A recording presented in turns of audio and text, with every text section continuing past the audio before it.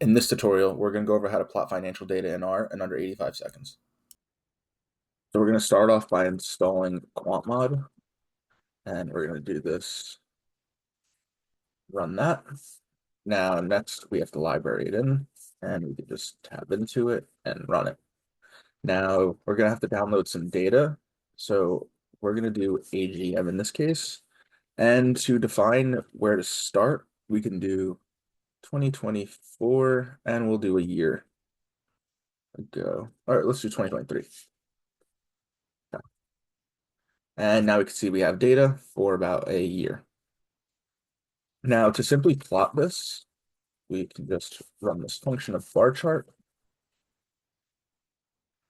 And it's a very nice plot. You can see ups and down, peaks, valleys, and volume.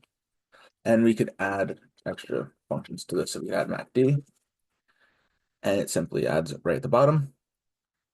We can also do add RSI. And lastly, we could add Bollinger Bands. So add B bands and run that. And now we can see we have our Bollinger Bands on our graph. And what's nice about this is we can go and save our image under export, and we can save it as PDF, etc.